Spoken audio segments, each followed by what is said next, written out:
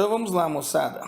Seguindo, né, o trabalho com o estudo da atmosfera terrestre, moçada, lembra que nós vimos sobre os fatores do clima. Então, agora nós vamos entrar nos elementos do clima. Na realidade, eu já citei esses elementos anteriormente. Né? Nós chamamos de elementos ou de fenômenos da atmosfera. O clima e o tempo, na realidade, eles ocorrem, né, os fenômenos tanto climáticos como meteorológicos, eles ocorrem envolvendo esses elementos, esses fenômenos. A temperatura, a umidade e a pressão. Então nós vamos começar com essa questão envolvendo temperatura. Né? A temperatura nada mais é do que a quantidade de calor que existe no ar atmosférico. Essa quantidade de calor, ela muda de um lugar para o outro, mas ela também pode mudar no mesmo lugar. E o que é importante? Essa quantidade de calor, a única fonte é o Sol, é a nossa estrela. Então não esqueçam, o Sol é uma usina, né, de energia. Na realidade, o Sol é uma reação termonuclear. Se não fosse o Sol, nós não existiríamos. A vida na Terra seria praticamente impossível. Então, a temperatura é um dos elementos mais importantes da atmosfera. Ela acaba influenciando praticamente os outros elementos também. Como nós nos referimos a uma quantidade de calor, então não esqueça, tá? Essa quantidade de calor, né, como eu disse, muda de um lugar para o outro, mas também pode mudar no mesmo lugar. O equipamento que nós utilizamos para medir essa quantidade de calor, né, é o termômetro. Existem vários tipos de termômetros aí, tudo bem?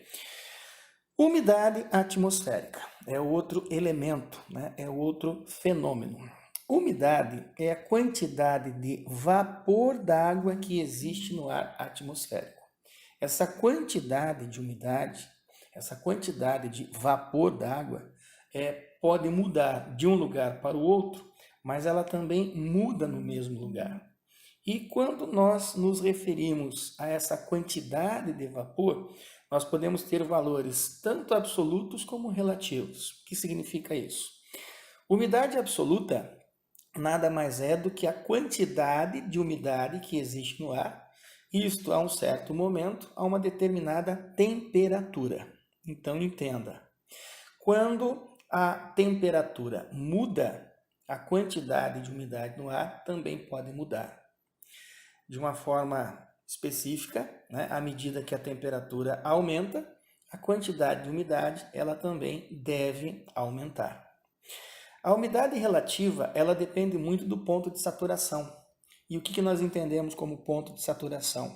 Nada mais do que a quantidade máxima de umidade que o ar pode conter, que o ar pode reter, né, no ar atmosférico. Quando ele chega nesse limite máximo, de alguma forma ele precisa devolver.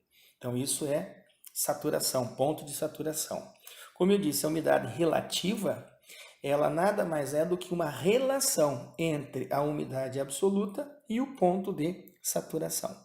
Então, quando você ouve informações dentro da meteorologia, você pode observar que, quando se trata da umidade, o que é informado para vocês é sobre a umidade relativa do ar, tá? Porque ela realmente é calculada tendo por base a umidade absoluta e o ponto de saturação, ok?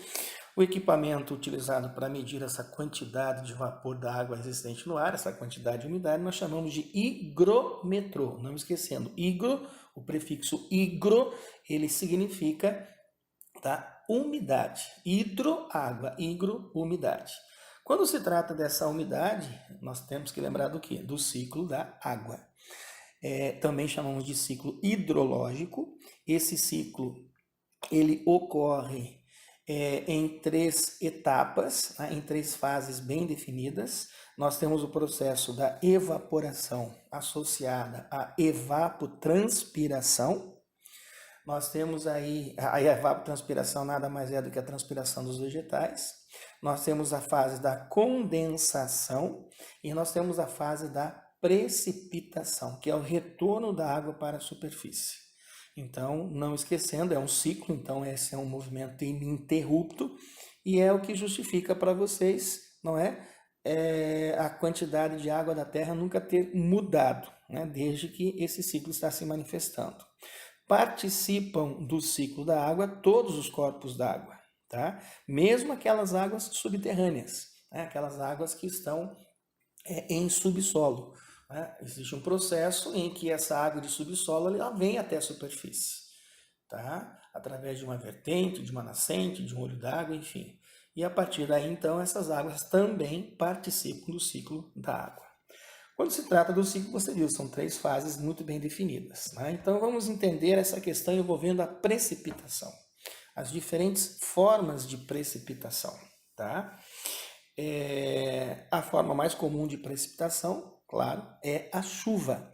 Mas nós também temos a ocorrência do granizo, nossa popular chuva de pedra.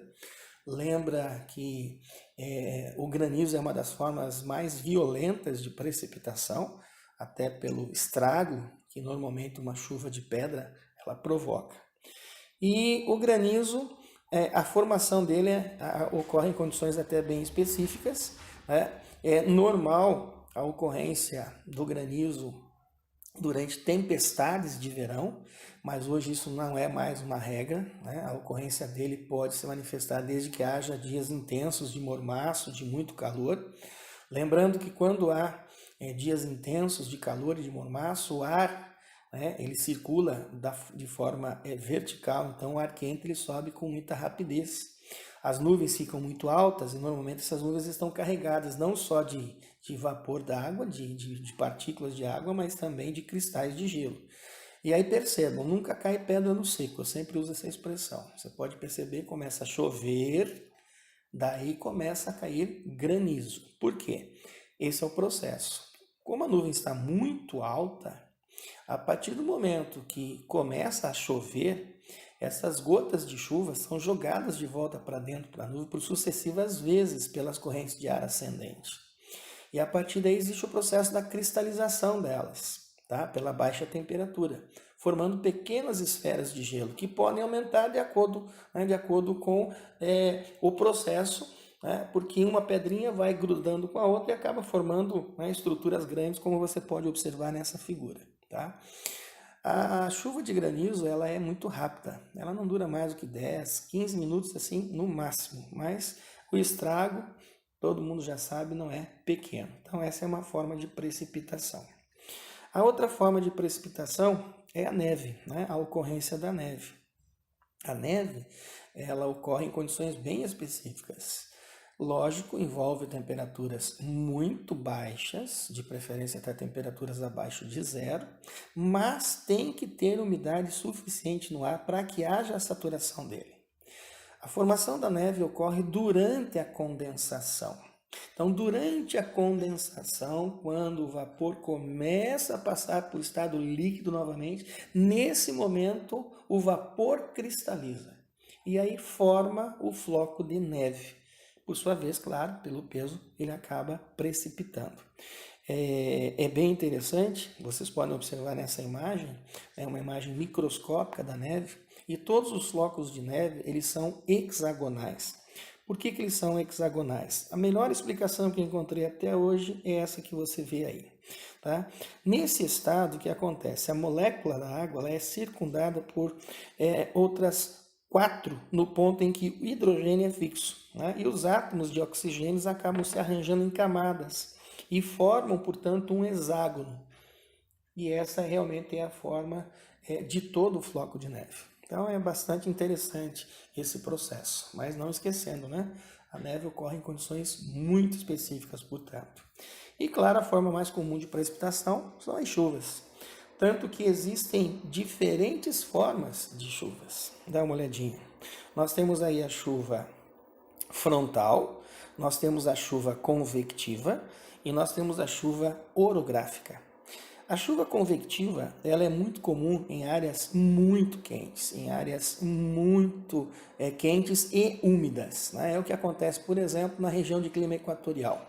Tá? A chuva convectiva ela é uma chuva muito rápida, torrencial, mas ela dura pouco tempo. Ela ocorre pela movimentação rápida do ar. O ar quente sobe, carregado de umidade, À medida que sobe, encontra a temperatura mais baixa, ele resfria e ao resfriar condensa e descarrega água. Então é uma chuva realmente rápida. Ela dura 10, 15 minutos no máximo. Normalmente a gente chama isso de chuva de verão, né? Porque é normalmente quando ela acontece. Tá? Mas ela é típica de regiões muito quentes e úmidas. A forma mais comum de chuva é a chamada chuva frontal. A chuva frontal é aquela que resulta do encontro de duas frentes. Uma frente fria encontrando uma frente quente.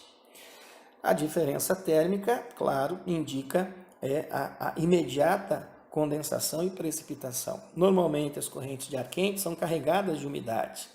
E a massa fria, a corrente fria, né, quando ela encontra, reduz a temperatura e o que é vapor condensa e descarrega, ou seja, chove e chove bastante. A chuva frontal ela é uma chuva mais persistente. Ela demora mais tempo, ela pode começar de mansinho, né, aquela garoa chata, mas que vai seguindo, né, e que vai se manifestando por um período mais longo. Ou ela pode começar intensa, né, mas chuva assim intensa durante um dia ou mais, dependendo da quantidade de umidade presente no ar para que ela seja saturado, tá? Mas é a forma mais comum de chuva. E a chuva orográfica, chamada também de chuva de relevo, é aquela que ocorre envolvendo uma elevação, uma altitude, um planalto, uma montanha. Tá? A movimentação do ar acontece de forma horizontal, nuvens carregadas de umidade são arrastadas pelo vento. Ao encontrar essa elevação, a tendência é ela transpor, tá? Ela não tem como atravessar o obstáculo. Para transpor, ela sobe por ascendência vertical. Ao subir por ascendência vertical, o que acontece? Ela resfria, né, condensa e descarrega muita água. Mas veja, isso ocorre em uma das vertentes, né, onde o vento está chegando nessa altitude. E a partir daí, na outra vertente, né, você vai ter aí a ausência da chuva, ou se chover vai ser muito pouco. Aqui nas imagens você vê, né, na primeira aí a chuva convectiva, né, na segunda dá para você perceber bem o encontro das duas frentes de ar, né, provocando a chuva frontal, e na outra você vê ao fundo a elevação e a nuvem carregada, descarregando muita chuva já em uma das vertentes. Contrapartida, a outra ela se mantém.